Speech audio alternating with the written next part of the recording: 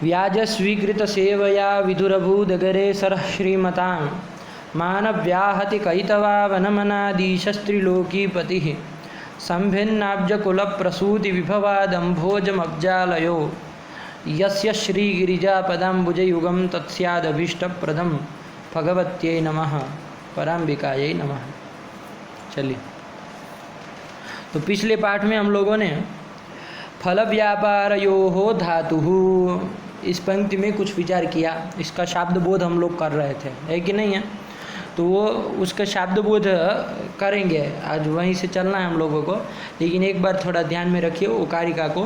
फल व्यापारयोः धातुः आश्रयेतु तिंगः स्मृताः फले प्रधानम व्यापारस तिंगर्थस्तु विशेषणम। ये आपकी प्रथम कारिका है, ठीक है ना, जिसमें बहुत बड़ा वैयाकरणों का जो मुख्य सिद्धांत है उसको प्रतिपादित किया गया है। ठीक है, एक ही कारिका में कितना संक्षेप से किया, ठीक है ना। तो वही उन्होंने चूँकि प्रतिज्ञा की थी कि शब्द कौस्तु भोक्त अर्थ को मैं यहाँ पर संक्षेप से इस कारिकावली नाम के ग्रंथ में कहूँगा। दीक्षित ने करी थी ना, तो उसी ये कारिकावली की दूसरी कारिका है कि नहीं। प्रथम कारिका प्रतिज्ञात्मक रही और दूसरी कारिका यही। तो इसमें संक्षेप से शब्द कौस्तु भोक्त अर्थ का विवेचन किया और इसी कारिकाओं पे कौंडभट्ट का व्याख्या होगी, आगे पीछे ऊपर नीचे सब जगह, ठीक है ना। तो उसको भी देखना है। लेकिन फिलहाल हम लोग कारिका में अटके थे कि फल व्यापारयोर धातु, कि धातु का अर्थ क्या होता है। तो कहा फल व्यापारयोः, फल और व्यापार धातु का अर्थ होता है। धातु फल व्यापारयोः, जैसे भू सत्तायाम वैसे धातु फल व्यापारयोः भवति, कि धातु जो है वो फल और व्यापार अर्थ में होता है। मतलब कुल मिला के धातु का अर्थ फल और व्यापार होता है। ये आया कि नहीं आया? इसका तो आप लोगों को पहले ही दिन बता दिए थे। इसके ऊपर बाद में हम लोग चले थे कि यहाँ पर धातु जो है वो वाचक है और फल और व्यापार रूप जो अर्थ है वो वाच्य है। ये यहाँ बताए थे कि नहीं बताए थे? भूमिका के रूप में ये बताया था आपको शाब्द बोध की, ठीक है ना। और वाच्य जो आपका अर्थ हुआ फल और व्यापार और वाचक हुआ धातु, तो वाचकता किस में रहेगी?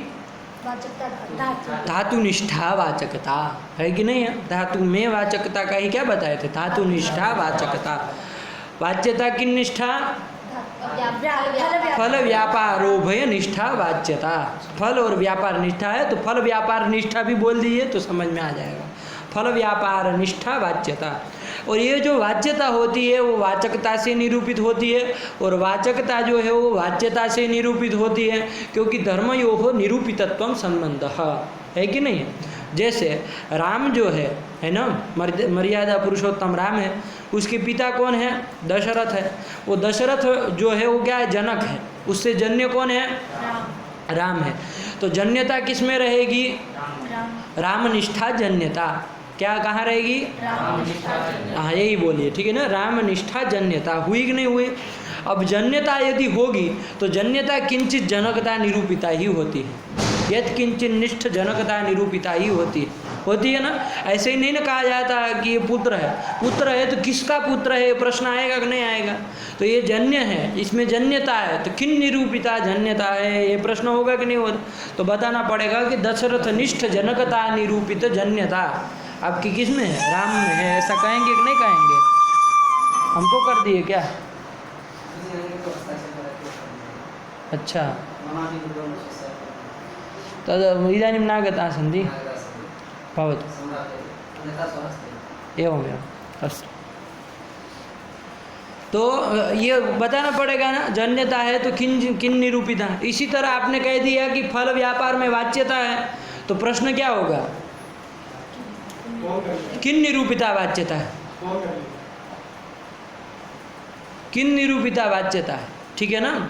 किन निरूपिता वाच्यता है मतलब किन निष्ठ वाचकता निरूपिता वाच्यता है, ये प्रश्न होगा ना। अरे किसका वाच्य है? फल व्यापार वाच्य है तो किसका वाच्य है? कौन वाचक है जिसका वाच्य ये है? ये प्रश्न होगा कि नहीं होगा? ये कहेंगे कि धातु वाचक है तो कहेंगे किसका वाचक है, मतलब वाच्य क्या है, ये प्रश्न होगा कि नहीं होगा? तो ये सब जुड़े होते हैं। जन्यता जनकता जुड़े हुए होंगे, वाच्यता वाचकता ये सब जुड़े हुए हैं।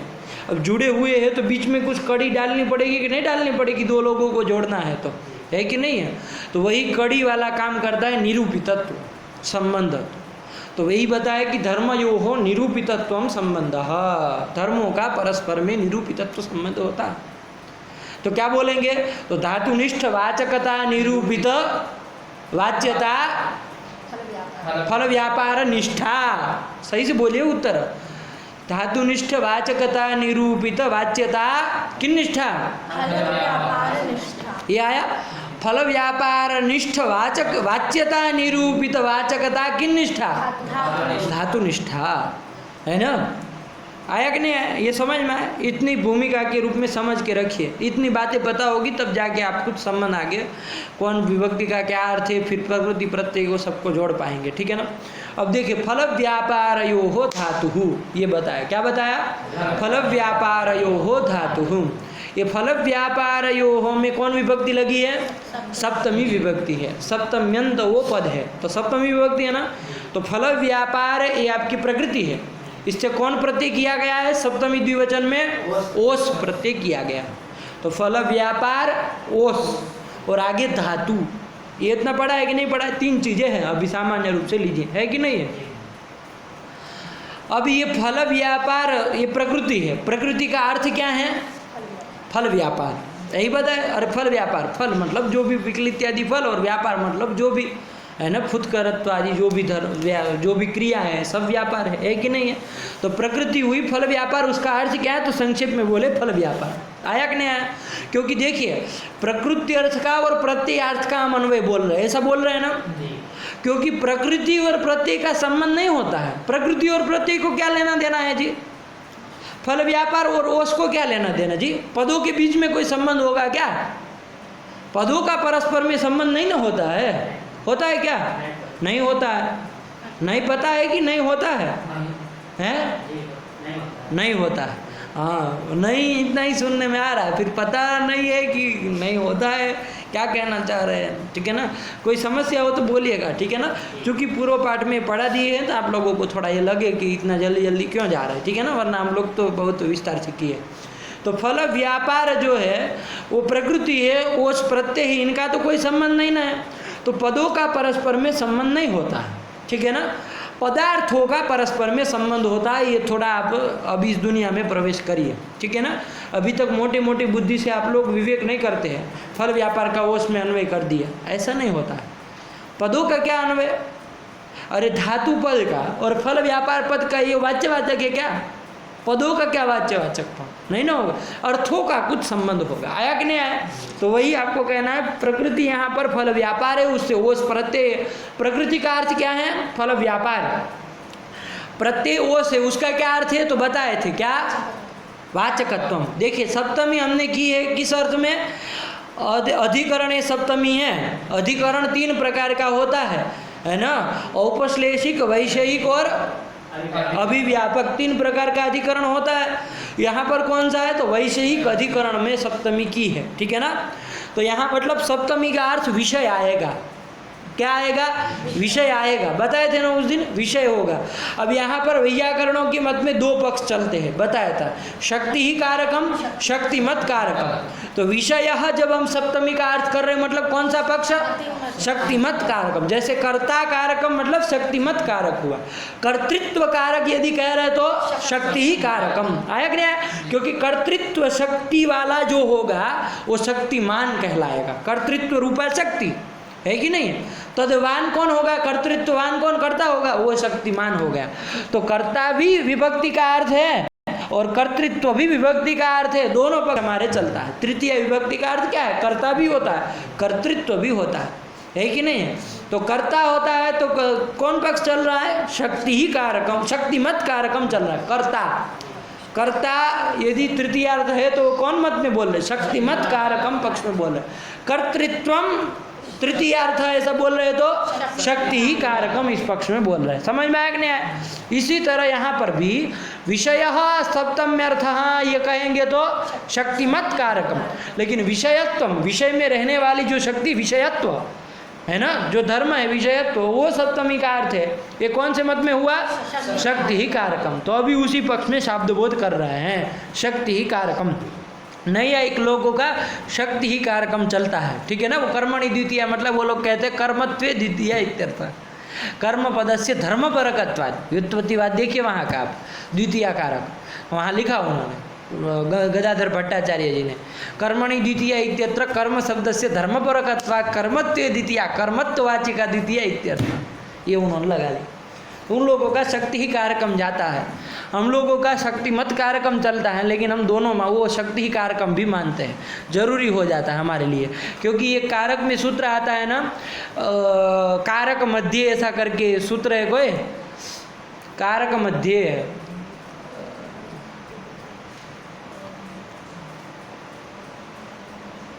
षष्ठी प्रकरण में होगा, कारक मध्य ऐसा करके वहाँ पर समझाया जाता है कि भाई दोनों पक्ष मानना पड़ेगा, क्योंकि वरना घटेगा नहीं वहाँ पर, है कि नहीं है। वहाँ पर उदाहरण वो काल और उसको लेकर के सप्तमी पंचम यो कारक मध्य, यही सूत्र, सप्तमी पंचम यो कारक मध्य। वहाँ के कारक से आप देखिएगा, वहाँ का कारक पढ़िए, आप ध्यान में आएगा। कारक मतलब वहाँ केवल यदि शक्तिमत कारक हम लेंगे तो वहाँ के उदाहरण न काशिका के बैठेंगे न इसके बैठेंगे दीक्षित के, न भाष्य तो चल रहा है वहाँ पर, दोनों लेकर के चलता है। वहाँ पर फिर बताया जाता है कि शक्ति ही कारकम इति पक्षे खटते इदम, ऐसा किया जाता है। तो देखिएगा वो सूत्रकार देखेंगे समझ में आएगा। मैंने कारक प्रकरण में उस चीज़ को पढ़ाया है वहाँ पर, लेकिन वो चूँकि उस समय उन लोगों को सब लोग पढ़ने वाले गुजरात के लड़के थे तो गुजराती में ही वो पाठ चला है, तो समझ ध्यान में नहीं आएगा कि क्या है, लेकिन समझिएगा, और न समझ में आए तो पूछिएगा। चलिए, तो क्या कर दिया, शक्ति ही कारकम पक्ष में हम यहाँ पर सप्तमी का अर्थ क्या बताए, फल व्यापार योहो में सप्तमी ओस का अर्थ क्या बताए, विषयत्व अर्थ बताए। अब यहाँ चलिए, वो विषयत्व मतलब विषयता जो है वो नाना प्रकार की होती है ना, बहुत प्रकार की होती है। तो उसमें बहुत विषयता जो है जनकता जन्य, तो बहुत सारी प्रकार की विषयता होगी। उसमें वाचकता रूपा यहाँ विषयता लेनी है। क्या लेनी है, वाचकता रूपा विषयता आपको लेनी है। तो मतलब कुल मिला के अंततोगत्व आपको कहना है सप्तम्याः वाचकत्वम अर्थः। क्या कहना है, वाचकत्वम अर्थः। ये लोग सीधे बोल देते हैं, लेकिन उसके पीछे की ये सब भूमिका है, इसको ध्यान में रखिएगा, ठीक है ना। वरना पता चलेगा कि वाचकत्वम कैसे सप्तमी का अर्थ होगा। न कोई व्याकरण का सूत्र बताता है कि वाचकत्व अर्थ में सप्तमी, कोई नहीं ना कहता है, तो अटका देगा आपको, शब्दबोध करने लगेंगे आप कि फल व्यापार योर धातु सप्तम्याः वाचकत्वम अर्थ, खड़ा हो जाकर है। कौन कहता है वाचकत्वम अर्थ में होती है, हमारे तो दत्ता मर गए सप्तम्य अधिकरण है करके, है कि नहीं है। और उनके फिर पोते सब आए तो उन्होंने तीन ही प्रकार के अधिकरण बताए, अभिव्यापक वैषयिक और क्या उपश्लेषिक। उसमें तो कहीं वाचकत्व रूप कोई वाचकत्व रूप कोई वाचनिक ऐसा कुछ आया नहीं ना अधिकरण, तो फिर कैसे बना रहे। तो इसीलिए मैंने थोड़ा आप लोगों को व्याकरण से जोड़ के कहा। तो शब्दबोध करते समय भी ये सब चीज़ें ध्यान रखनी चाहिए। कोई भी कह दिया कि इसका ये अर्थ मतलब हाँ, ऐसा नहीं होता है, विचार करना पड़ता है कि क्यों ऐसा कह रहे हैं, है ना। कोई शास्त्र का प्रमाण होना चाहिए। किसी भी पद का कोई भी अर्थ नहीं ना कर सकते। हम कहेंगे सप्तमी का कर्ता अर्थ है, तो चलेगा ऐसे नहीं ना चलेगा। इसमें दादा वाक्यम प्रमाणम नहीं चलता है। इधर युक्ति युक्तम वचो ग्राह्यम न ग्राह्यम गुरु गौरवाद, गुरु जी ने कह दिया इसलिए मैंने ग्रहण कर लिया, ऐसा नहीं होना चाहिए। युक्ति युक्तम वचो ग्राह्यम, युक्ति युक्त जो हो वही वचन ग्रहण करिए। हमसे भी कह रहा हूँ, हमसे ही कह रहा हूँ, ठीक है ना। यदि आपको कुछ भी अयुक्तिक लगता है तो उसको आप कहिए कि ये युक्ति इसमें नहीं आपकी समझ में आ रही, ठीक है ना, तो उसको बताएंगे। ऐसा हमारे संस्कृत में ही एक परंपरा है जिसमें ये कहा जाता है युक्ति युक्तम वचो ग्राह्यम न ग्राह्यम गुरु गौरवाद। वरना सब लोग जबरदस्ती ही करते हैं, है जो कहा उसको बोलो, जो कहा उसको बोलो, लेकिन हमारे यहाँ ऐसा नहीं, युक्ति पुरस्सर चलना है। आया, चलिए। तो क्या हुआ कि सप्तमी का वाचकत्व अर्थ ये कर दिया। अब देखिए यहाँ प्रकृति अर्थ फल व्यापार, प्रत्ययार्थ वाचकत्व, अब उसमें हमको ले जाना है। फल व्यापार प्रकृति अर्थ को प्रत्ययार्थ वाचकत्व में ले जाना है। ले जाना है कि नहीं ले जाना है, ले जाना है, क्योंकि प्रकृति का प्रत्ययार्थ में अन्वय करेंगे और फिर उस प्रत्ययार्थ को धातु में ले जाएंगे। तो धातु पर्यंत का शब्दबोध हो जाएगा कि नहीं हो जाएगा।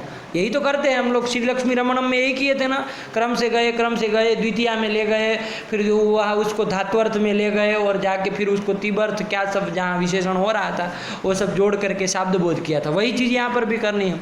अब प्रश्न ये होगा कि फल व्यापार जो आपका प्रकृति अर्थ है उसको प्रत्ययार्थ वाचकत्व में कैसे ले जाएंगे, कौन संबंध से ले जाएंगे।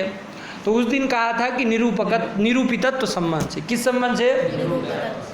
तो अभी आपको वहाँ उस दिन भी ये भी बताए थे कि भाई धर्मयो हो निरूपितत्व संबंध। ये फल व्यापार तो धर्म है नहीं, वाचकत्व तो चलिए मान लीजिए धर्म है, तो दोनों धर्म नहीं ना हुए, दोनों धर्म होते तो उनका निरूपकत्व संबंध होता है कि नहीं। इसमें कैसे कर रहे हैं, एक नियम बताया था वहाँ पर। क्या बताया था?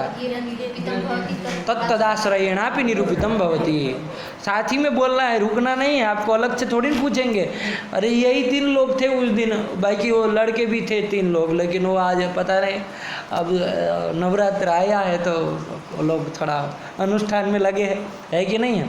तो चलिए अब कह भी नहीं सकते ना कुछ, अब इसलिए नहीं कह सकते क्योंकि उसी से उनको चलाना है ना, उसी से उनको 6 महीने आप चलाएंगे। बता रहे थे उस दिन हमको हिसाब पूरा 6 महीने चलाएंगे, फिर 6 महीने के बाद कोई दूसरी नवरात्र आएगा तो उसमें फिर 6 महीने और चलाएंगे।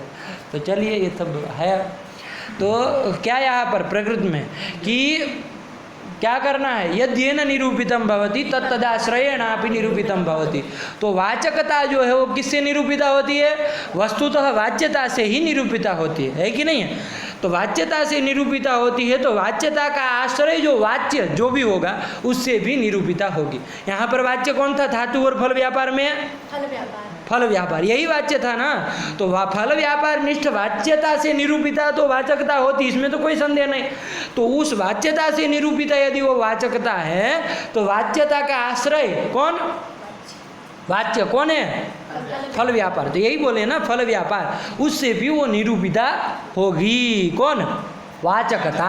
सप्तम अर्थ जो वाचकत्व है, वाचकता है, वो फल व्यापार से निरूपिता होगी। तो फल व्यापारयो हो इतने का शब्द बोध क्या बोलेंगे? फल व्यापार निरूपित वाचकता नहीं बोलेंगे।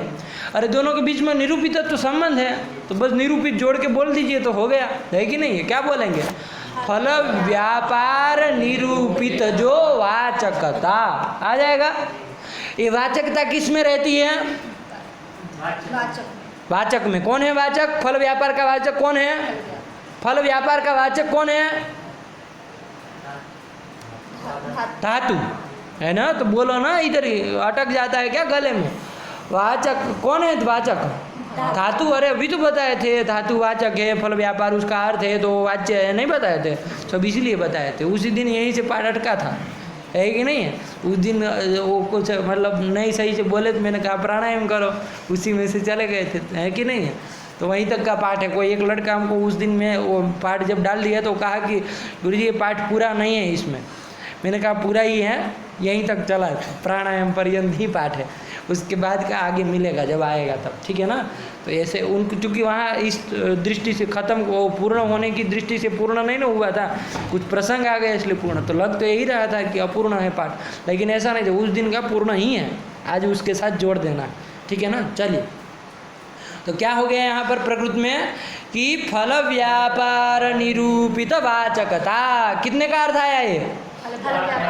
यो हो, इतना सप्तम्यंत का ही अर्थ आया, ठीक है ना। यही शब्द बोध होता है, ठीक है ना, और कुछ नहीं। तो फल व्यापार निरूपित वाचकता, ठीक। ये वाचकता किस में रहती है?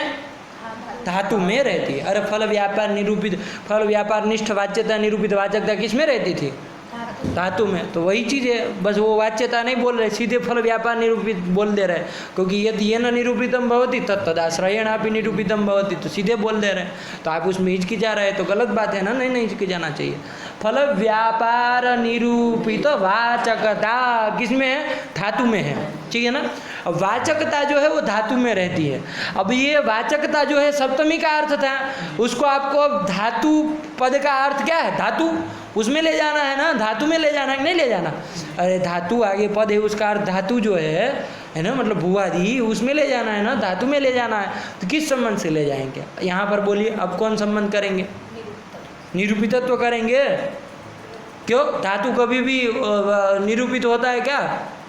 किससे निरूपित? कैसे? कौन नियम से कर रहे? ना दोनों धर्म है, न यदि है न निरूपितम भवति भी नहीं घटेगा। घटाइए, कैसे घटाओगे?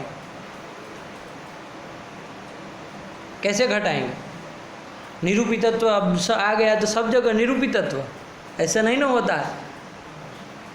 देखिए कैसे करेंगे, धर्म यो हो निरूपितत्व संबंध, धर्म कहाँ है, ये वाचकता तो धर्म है, वो थोड़ी धर्म है आपका धातु, वो धर्मी है, धर्म नहीं है, तो उसमें निरूपितत्व नहीं ना होगा, नहीं होगा। तो फिर कौन, और दूसरा नियम से भी नहीं कर सकते हो, दूसरा नियम भी घटा के बताइए, दूसरा नियम भी नहीं घटेगा, घटेगा। यद्येन निरूपितम भवति तदाश्रयेणापि निरूपितम भवति, मतलब धातु जिससे निरूपित होता है उससे तदाश्रय से भी निरूपित होता है, ये आएगा। धातु किससे निरूपित होता है जी, धातु किसी से निरूपित नहीं होता है, नहीं ना बन पाएगा, ठीक है ना, विचार करिएगा, वो नियम घटे नहीं घटेगा, वो आया कि नहीं आया। तो क्या किया जाए, कौन संबंध से करेंगे, तो देखिए घटत्व जो है वो घट में जाता है कि नहीं जाता है, किस संबंध से जाता है, पता है कुछ।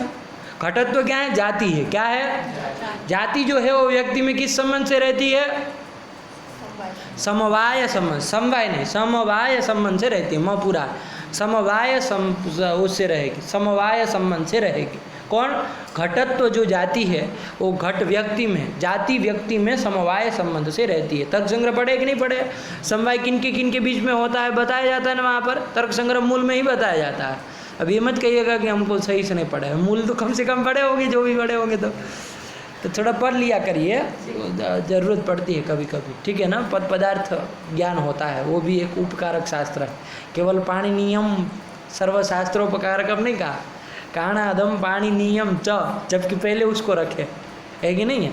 तो वो तो लघु होने के कारण, वरना श्रेष्ठता की दृष्टि से देखते तो पाणिनि को ही पहले रखते हैं, लेकिन चलिए वो सब छोड़िए, वो सब बात की बातें हैं। अभी पहले समझ में तो आई काणाद क्या है कि नहीं, काणाद कुछ पता ही नहीं है, उसका क्या खंडन मंडन समझेंगे। तो यही देखिए, तो समवाय जाति जो है, इतना अभी पकड़िए, जाति जो है वो व्यक्ति में समवाय संबंध से रहती है कि नहीं। तो घटत्व रूप जाति जो है वो घट में समवाय संबंध से रहती है। मनुष्यत्व जो जाति है वो मनुष्य में समवाय संबंध से रहती है, आया समझ। ये वाचकत्व जो है वो आपको किस में रखना है, वाचक में रखना है, मतलब धातु में रखना है, धातु ही वाचक है ना, तो वाचकत्व धातु में मतलब वाचक में रखना है। तो किस संबंध से रहेंगे, तो आपको तो लगेगा कि समवाय से कर दे, घटत्व जैसे घट में वैसे वाचकत्व वाचक में समवाय, लेकिन वाचकत्व जाति नहीं है, वाचकत्व जाति नहीं है। जाति केवल कहाँ कहाँ रहती है, द्रव्य गुण कर्म, इतने में ही रहती है ना, इतने में ही रहती है ना। और ये सब जो धर्म होते हैं ना, विषयत्व इत्यादि धर्म, वो तो सातों पदार्थों में रहता है। तो जाति होती तो जाति तो केवल तीन में ही रहती है, द्रव्य गुण कर्म में, है कि नहीं है। तो इसलिए उसमें बहुत सारी युक्तियाँ हैं, लेकिन इतना समझिए कि वाचकत्व जाति नहीं है, वाचकत्व जाति नहीं है, आया कि नहीं आया।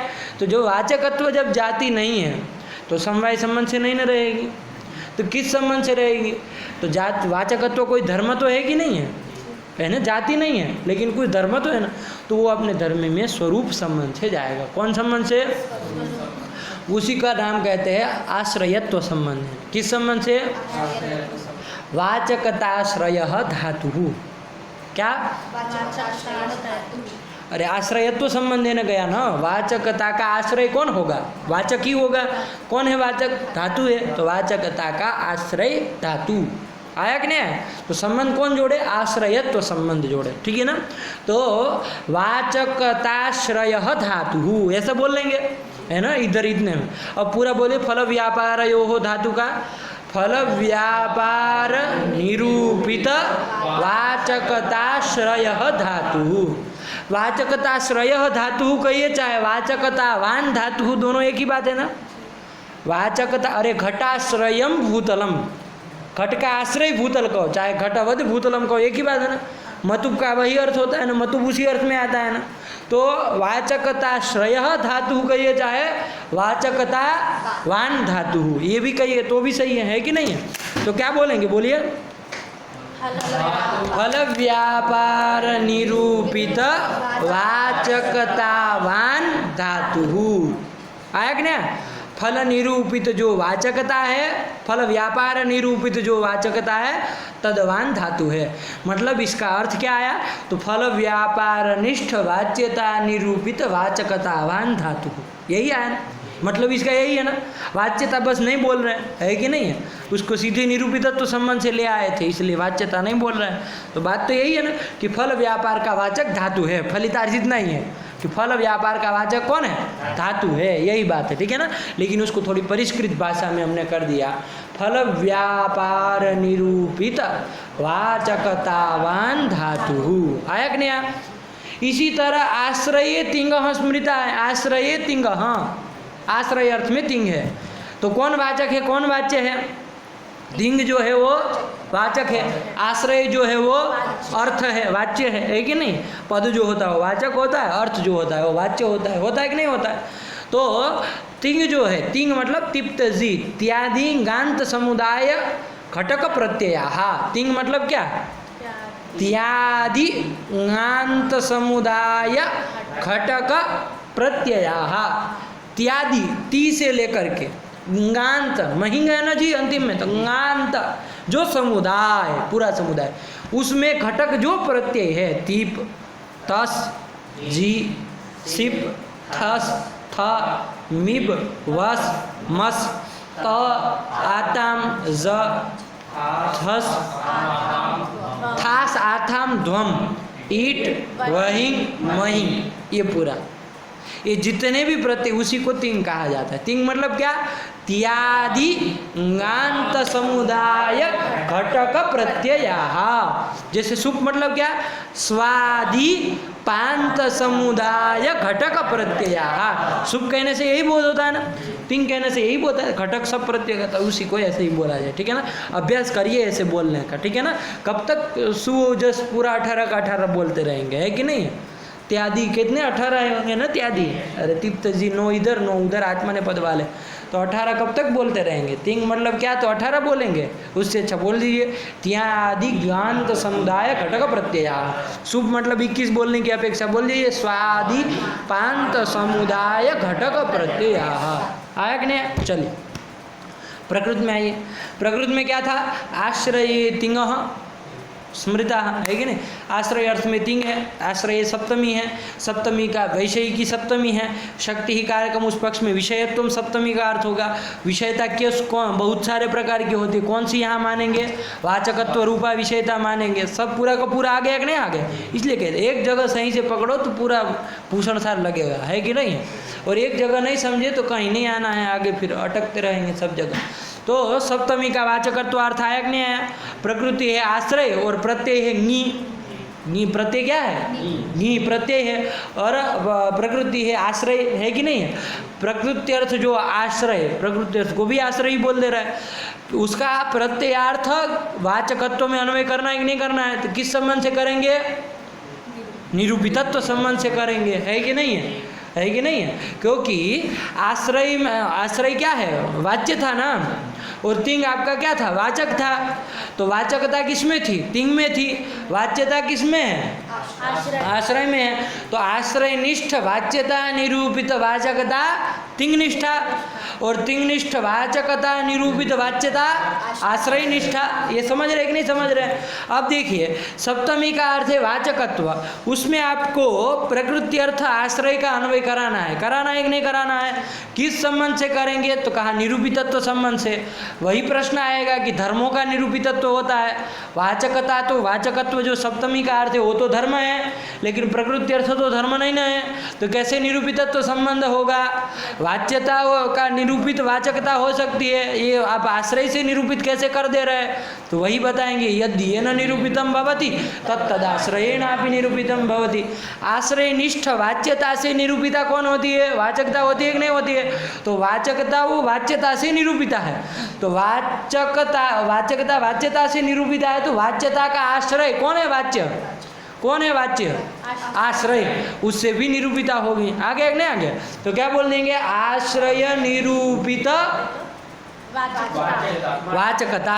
कितने का अर्थ आया ये, आश्रय, इतने का अर्थ आया, क्या आया, आश्रय निरूपित वाचकता। ये बना कि नहीं बना।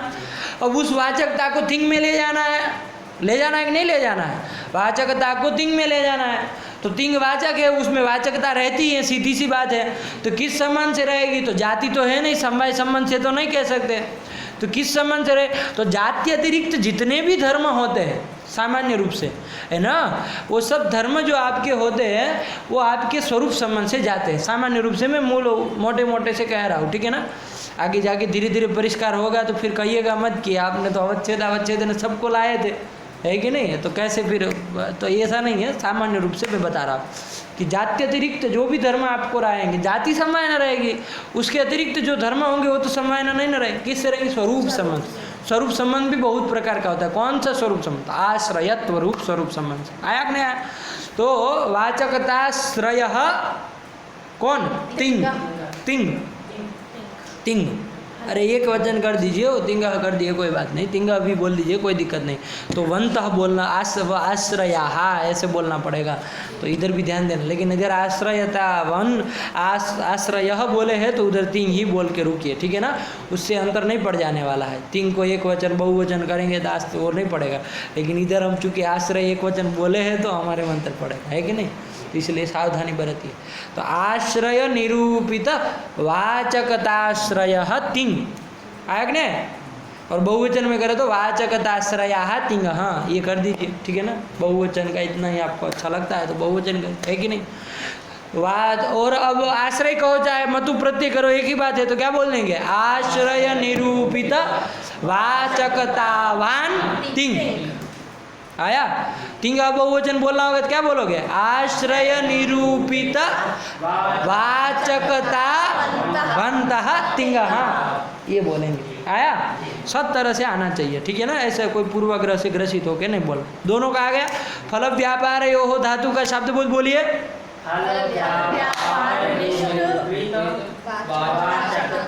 वान धातु मतु भी बोलिए, ठीक है ना। आश्रय वाश्रय अब उसके चक्कर में मत पड़िए, समझ के रखिएगा। आश्रय तो संबंध से अन्वय किया, आश्रय और आश्रय कहिए चाहे मतुब करते करिए, एक ही बात है कि नहीं। अरे गोमान कहिए चाहे गोमान, वो आप गोष्ठ कहिए चाहे गवाश्रय कहिए, एक ही बात है ना। अरे गाय का आश्रय जो आपका है वो गोष्ठ, वही तो गोमान भी है कि नहीं है। दोनों एक ही। मतुब जो है वो अधिकरण अर्थ में ही आता है। मतुब अर्थ अधिकरणम, ऐसे बहुत जगह मिलेगा यदि न्याय कहीं पड़े है। अरे आश्रय बोलो चाहे मतु प्रत्यय जोड़ के बोलो, कोई अंतर नहीं। वाचकता आश्रय बोलो चाहे वाचकता वान बोलो, दोनों पर्याय। आश्रय अर्थ में ही मतुप होता है, इतना समझ के रखें। आया कि नहीं आया? तो अरे अस्मिन कहता है ना, तद अस्ति अस्मिन, तो अस्मिन मतलब आश्रय ही तो है, काहे घबरा रहे। तो हो गया कि नहीं हो गया? ये तो दोनों को फल व्यापार ये हो धातु इतने का बोलो, क्या बोलेंगे?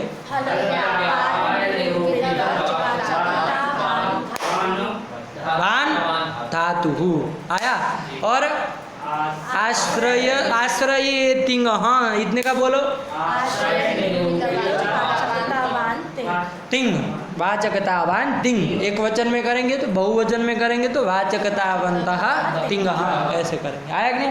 आश्रय निरूपित वाचकतावंतः तिंग, इतने का आया शब्द। वो दोनों का अलग अलग रखिए, ठीक आया।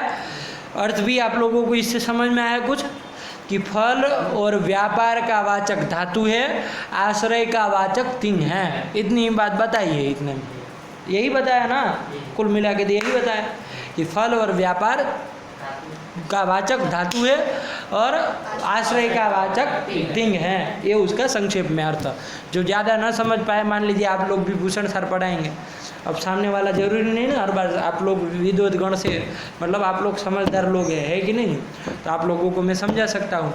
वैसे समझाना चाहे तो सबको समझा लेंगे, है कि नहीं। लेकिन फिर भी यदि आप लोगों को यदि समस्या समझ में आती है तो संक्षेप में इतना ही करा दीजिए कि फल व्यापार वाचक धातु आश्रय वाचक तिंग, बस इतना कर देंगे तब भी बहुत बड़ी बात होगी, ठीक है ना। लेकिन इतना हल्के हल्के से बिल्कुल मत चलाइए यस्य तस्य करा करके, है कि नहीं। उसमें अच्छी व्युत्पत्ति भी नहीं आती है ना जी। कितना बड़ा विचार, कितनी सारी समझ में आया कि निरूपितत्व संबंध क्या होता है कि नहीं है। तो जाति समवायन रहती है, ये वाचकत्व जाति नहीं है, वो समवायन नहीं रहेगी, कौन संबंध से रहेगी, बहुत सारी बातें नहीं पता चली आप लोगों को, अभी समझ में नहीं आएगा। लेकिन धीरे धीरे एक आध महीने में आपको धीरे धीरे लगने लगेगा कि हाँ कुछ तो पदार्थ, मतलब हम कैसे, कभी कभी ऐसा भी होने लगेगा कि जो पंक्ति नहीं पढ़े वो भी उसका भी अर्थ जानने लगेंगे। तब पता चलेगा। हाँ, व्युत्पत्ति मतलब क्या है? आप कहते हैं कि पढ़ने से व्युत्पत्ति आती है। व्युत्पत्ति मतलब क्या? अपठित पाठ भी जब समझ में आने लगे तब कहिए कि व्युत्पत्ति आई है। अपठित पाठ भी जब समझ में आने लगे तब समझिए कि व्युत्पत्ति आई है ना। हम लोग तत्वबोधिनी, बाल मनोरमा, सिद्धांत कौमुदी, मूल की पढ़ाते हैं, संज्ञा प्रकरण तक ही पढ़ाते हैं। उसके बाद केवल यही चलेगा, वो अपने से देखता है। वो कहता है अब तो हमको बाल मनोरमा हमको समझ में आ जा रहा है, आप क्यों बार बार बोल रहे हैं? हम ही पढ़ लेंगे बाल मनोरमा, आप केवल मूल का बता दीजिए, है कि नहीं, क्या क्या उसका है, कोई विशेष बात होगी तो पूछ लेंगे। तो ऐसा होता है। तो यही क्या है? व्युत्पत्ति है ना। संज्ञा प्रकरण पढ़ने मात्र से व्युत्पन्न हो गया, और एक पूरी अष्टाध्यायी पढ़ेंगे फिर भी कोई व्युत्पत्ति नहीं, वहीं के वहीं धरे है कि नहीं। तो ऐसा ना हो जाए, इसलिए ये सब तरीके थोड़ा ध्यान रखने लायक। चलिए, तो क्या कर दिया? फल व्यापारयो धातु आश्रयेतु तिंग, हाँ इतने का शाब्दबोध किया, ठीक। और इधर मूल कारिका में स्मृताहा लिखा है। क्या लिखा है? तो तिंग स्मृताहा बन जाएगा, उधर कोई दिक्कत नहीं है। लेकिन धातु के साथ उसका अन्वय करना होगा तो बनेगा फल व्यापारयो धातु स्मृताहा, बनेगा नहीं ना? बनेगा क्यों? ये स्मृताहा बहुवचन में है और धातु जो है वो एक वचन में। तो क्या? अच्छा है, लिखे तो लिखे एक वचन, उधर बहुवचन जोड़ दीजिए, क्या समस्या है? क्या साम्य नहीं है? है? क्यों वाक्य नहीं बन पाएगा? कोई जबरदस्ती, मतलब जबरदस्ती? हाँ, वो बताया था ना, विशेष्य के अनुसार ही विशेषण का वचन, लिंग और विभक्ति रहती है। विशेष्य आपका यहाँ पर धातु है वाक्यार्थबोध में, तो वो जब पुल्लिंग एक वचन में है प्रथमा विभक्ति के, तो उसका विशेषण भी पुल्लिंग प्रथमा एक वचन में ही होना चाहिए। आप स्मृति न नहीं बोल सकते, क्योंकि धातु प्रथमांत है तो ये भी प्रथमांत होना चाहिए, है कि नहीं है। फिर स्मृतम नहीं बोल सकते, धातु स्मृतम नहीं कह सकते, क्योंकि वो पुल्लिंग में है तो इधर भी पुल्लिंग होना चाहिए। अब इधर स्मृताहा भी नहीं बोल सकते, क्यों? क्योंकि एक वचन में है तो आपको उधर विशेषण भी एक वचन। विशेषण विशेष्यवाचक पदयोः यत्र अभेदः तत्र समान वचनकत्वम अपेक्षितम। क्या? समान वचनक होना चाहिए, ठीक है ना, वरना क्या आपत्ति आएगी? नीलो घटाहा, ये वाक्य बोलने लगेगा आपके सामने कोई आदमी, कैसे रोकोगे? नीलो, सही वाक्य है क्या ये? तो इसका वारण करने के लिए क्या आपको कहना होगा कि अभेद स्थल में, अभेदेन जहाँ अन्वय होता है वहाँ पर विशेष्य विशेषणवाचक पदयोः समान वचनकत्वम अपेक्षितम, समान वचनक होना चाहिए, है कि नहीं। तो समान वचन होना, नीलो घटा में नहीं ना है समान, इसलिए वहाँ बोध नहीं होता है, उसको अप्रामाणिक माना जाता है उस वाक्य को। आया कि नहीं आया? तो ये सब व्युत्पत्ति है, थोड़ा व्युत्पत्तिवाद कभी पढ़ेंगे जीवन भर में तो समझ में आएगा, ठीक है ना। चलिए, तो क्या कर दिया यहाँ पर प्रकृति में कि फल व्यापारयोः धातु, लेकिन अब क्या करेंगे? तो स्मृतः वचन विपरिणाम कर देंगे। उधर जो बहुवचनांत पढ़ा है उसको यहाँ एक वचन करके पढ़ेंगे। वचन विपरिणामेन अन्वयः लिख रहे हैं ना आगे, वो भूषण सार लिखने वाले कौन? आपके कौंड भट्ट लिख ही रहा है मूल में, है ना। अगली पंक्ति क्या दे रहा है वो? अन्वयः। तो जब ये अंश में हम पहुँचेंगे भूषण सार के, तो उस समय इधर विचार करेंगे कि क्यों ऐसा, वचन विपरिणामेन अन्वय करने क्या जरूरत, तब वो पूरा व्युत्पत्तिवाद ले आएंगे इधर ही, ठीक है ना। चलिए, तो घबराइए मत, यही सब पढ़ना है। अब व्युत्पत्तिवाद कब पढ़ेंगे पता नहीं, है कि नहीं है। चलिए, तो ये कर दिया। एक कोई अच्छे व्यक्ति है, वो कहे कि हम भूषण सर आपका प्रतिदिन पढ़ रहे हैं, लेकिन पूरा होगा कि नहीं होगा, ऐसा पूछ रहे। मैंने कहा क्यों, ये प्रश्न के पीछे क्या कारण है, प्रश्न ही क्यों हुआ ऐसा आपको, है कि नहीं है। तो उन्होंने कहा कि जो जिस तरह से आप पढ़ा रहे हैं वैसे पूरा भूषण सर चलेगा। तो मैंने कहा चलाएंगे, भगवती चाहेगी तब तक चलाएंगे, है कि नहीं है। और छात्र भी, वो भी भगवती के ऊपर निर्भर है कि नहीं, कब तक चलाएंगे। तो जहाँ तक चलाएंगे तब तक चलेंगे, वरना फिर देखेंगे, है कि नहीं है। चलिए, तो लेकिन यदि मैंने कहा आपको यदि इच्छा होगी तो पूरा करें, है कि नहीं। चलिए, तो यही कर दिया। एक पंक्ति हुई, फल व्यापारयोः धातु स्मृतः और आश्रये तिंगः स्मृताः, ये अन्वय हुआ। आया? इसका शब्द बोल भी देखा, सबको याद होना चाहिए सही से, है ना। कभी भी बोलने के लिए कहे तो आपको ध्यान में होना चाहिए, ठीक। अब देखिए इसको थोड़ा हमको, इसकी प्रभा टीका है ना आपके पास? प्रभा है? प्रभा नहीं, कौन सा रखे है पुस्तक? दर्पण ही है, प्रभा रखिए। प्रभा से हमको थोड़ा विचार करना है, ठीक है ना। यहाँ कुछ प्रभाकार ने बहुत अच्छा विचार किया है, उसको ही समझना है, ठीक है। तो उसको चलना है। आप लोग प्रभा निकाल लीजिए, उनके पास नहीं है तो उनको उपलब्ध कराइए, बीच में रखिए कुछ तो उनको भी दिखे, है कि नहीं है।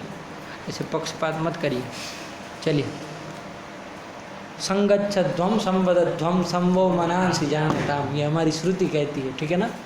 तो उसका तात्पर्य समझिए, श्रुति ने तो ये कर दिया। आया ना? श्रुति नहीं, श्रुति के तात्पर्य केवल समझिए। तो बार बार आएगा, उसको बोलना पड़ेगा ना जी। चलिए, क्या है? क्या है? संगच्छत्व नहीं है क्या? कहाँ की है? तुमको तो पढ़ना चाहिए, है कि नहीं? तो तुम पूछ रहे हो कहाँ की है। चलिए, ऋग्वेद का कह रहे हैं ना। चलिए, तो क्या कर दिए, यहाँ पर हमको चलना है, ठीक है ना। अब देखिए, फल व्यापार यो रीति प्रभाकार प्रतीक लिए होंगे, लिए है कि नहीं लिए हैं? इधर जो फ़ोन से पढ़ेंगे उन लोगों को लिए तो यहाँ पुस्तक उपलब्ध है, तो वो लोग यहीं से देख के पढ़ सकते हैं। प्रभा दर्पण दोनों हैं, हम लोग प्रभा से चल रहे हैं फिलहाल। फल व्यापार यो रीति, ये प्रतीक लिए कि नहीं लिए? अब ये प्रतीक लेकर के कुछ व्याख्यान कर रहे हैं। अब वही प्रभा पढ़िए, क्या कह रहे हैं? वाचकत्व रूप विषयत्वम सप्तम्यर्थः। लगा? देखिए कुछ कठिन नहीं ना है, वरना यही पंक्ति खा जाती दिमाग। वाचकत्व रूप विषयत्व, वो भी सप्तमी का अर्थ बड़ा है बवाली, है कि नहीं है। लेकिन कुछ नहीं, वही बात जो आपको समझाएगी, ठीक है ना, कि वाचकत्व ही सप्तमी का अर्थ है। वस्तुतः विषयत्व सप्तमी का अर्थ है, विषयता नाना विधा होती है, यहाँ वाचकत्व रूपा लेनी है। तो वाचकत्व सप्तमी अर्थ है, ये सरल में हुआ। इन्होंने थोड़ा विस्तार से लिख दिया, वाचकत्व रूप जो विषयत्व है वही सप्तमी का अर्थ है, मतलब वाचकत्व अर्थ है। आया कि नहीं?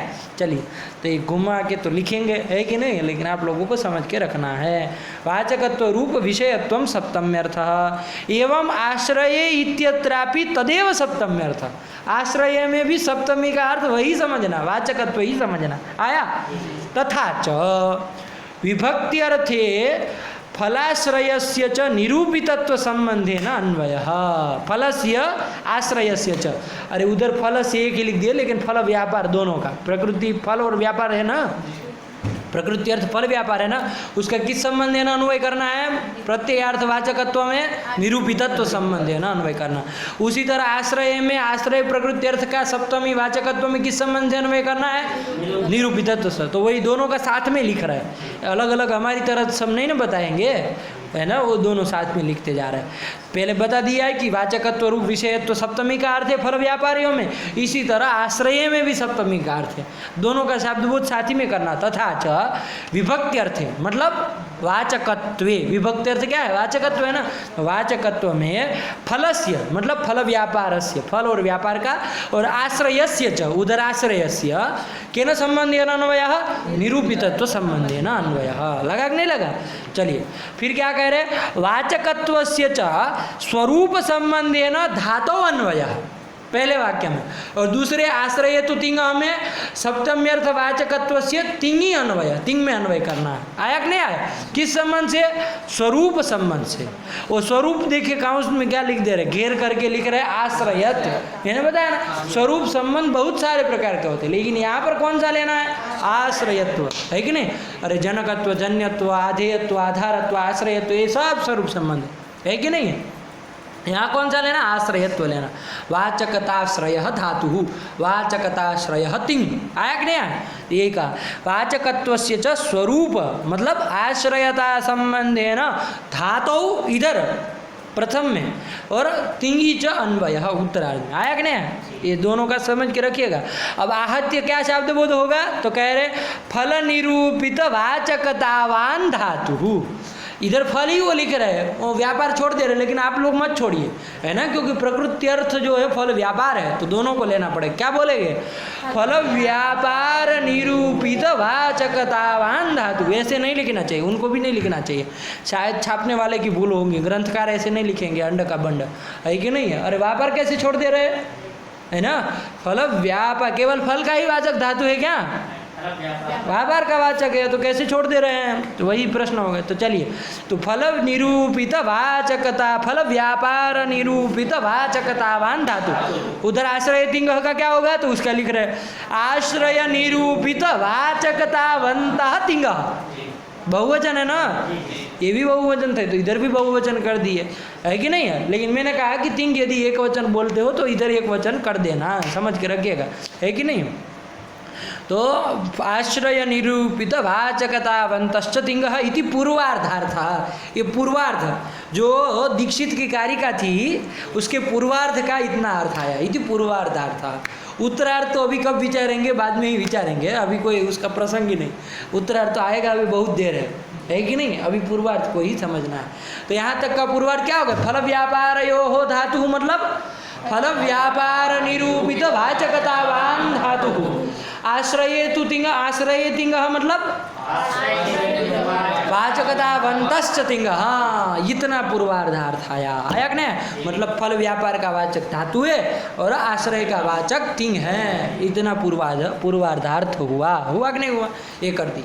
अब यहाँ से प्रश्न, यहाँ से अब विचार करना है वस्तुतः, ये तो केवल कारिका का अर्थ समझा अभी तक, मुख्य विचार अब से करना है, ठीक है ना। इस पंक्ति में क्या क्या झमेला है, तो देखिए प्रश्न ये है, फल व्यापार में फल व्यापार यो हो धातु आपने कहा, है कि नहीं। देखिए एक ये भट्टो दीक्षित की कारिका है ना, इसके बाद एक आचार्य हुए नागेश, आप लोगों ने नाम सुना होगा, है ना, नागेश भट्ट, नागोजी भट्ट भी कहते हैं। तो वो जो आदमी है उसको, उनको पूछा कि धातु का अर्थ क्या है, धातु की शक्ति किस में है, धातु का अर्थ क्या है। उन्होंने कहा फल विशिष्ट व्यापारे धातु हो सकती है, कहा फल विशिष्ट व्यापारे धातु हो सकती है, मतलब धातु का अर्थ क्या है, तो फल विशिष्ट व्यापार, ऐसा कहा, मतलब फल विशिष्ट व्यापार धातु का अर्थ, ऐसा वो कहने वाले कहेंगे, है ना, ठीक है ना। वो कहते हैं उधर मंजूषा दी यदि पढ़ेंगे, पढ़े कि नहीं पढ़े, मंजूषा, लघु मंजूषा, परम लघु मंजूषा, ये सब ग्रंथ पढ़िए, है कि नहीं है, व्युत्पत्तिदायक ग्रंथ है सब, है कि नहीं। तो वो वहाँ पर आप पढ़ेंगे धातु अर्थ प्रकरण, तो वहाँ पर वो चालू करते हैं फल विशिष्ट व्यापार है धातु हो सकती है, मतलब धातु का अर्थ क्या है, फल विशिष्ट व्यापार, ऐसा वो कहते हैं। दीक्षित ने यहाँ क्या लिखा है, फल व्यापार यो हो धातु हो, मतलब फल व्यापार द्विवचन कर दिया ना, फल व्यापार यो हो, इससे क्या समझ में आ रहा है, फल और व्यापार दोनों के दोनों अर्थ है धातु के, मतलब अलग अलग अर्थ मान रहे हैं, ऐसा नहीं आ रहा। फल एक वचन करते कि फल विशिष्ट व्यापार है धातु हु, ऐसा करते तब तो क्या होता, फल विशिष्ट व्यापार कोई एक अखंड है, उसमें क्या है आपका धातु की शक्ति है, धातु का अर्थ है, वो आया कि नहीं। लेकिन द्विवचन कर रहे, उससे क्या आ रहा है कि दो अर्थ है धातु के, फल और व्यापार, और दोनों पृथक पृथक, धातु का फल भी अर्थ है, धातु का व्यापार भी अर्थ है, ऐसा पृथक पृथक अर्थ है, ऐसा नहीं आ रहा है। इसको कहते पृथक शक्तिवाद, क्या पृथक शक्तिवाद, और ऐसा मानने वाले जो है उसको कहते पृथक शक्तिवादी लोग, धातु की पृथक पृथक शक्ति मान रहे हैं ना, क्या मान रहे हैं, पृथक पृथक शक्ति मान रहे हैं, नहीं मान रहे, मान रहे हैं ना। फल व्यापार द्विवचन से ये समझ में आ रहा है, नहीं आ रहा है कि धातु की फल और व्यापार में पृथक पृथक शक्ति है।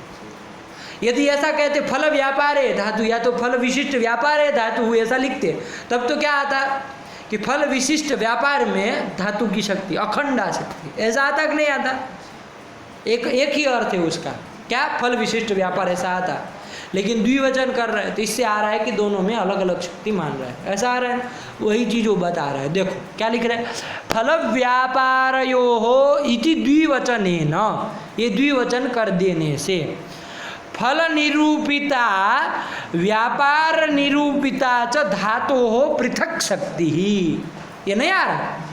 देखिए एक द्विवचन करने मात्र से ये अर्थ आ रहा है, नहीं आ रहा, क्या समझ में आ रहा है, फल निरूपिता व्यापार निरूपिता च पृथक शक्ति ही, धातु में पृथक पृथक शक्ति है।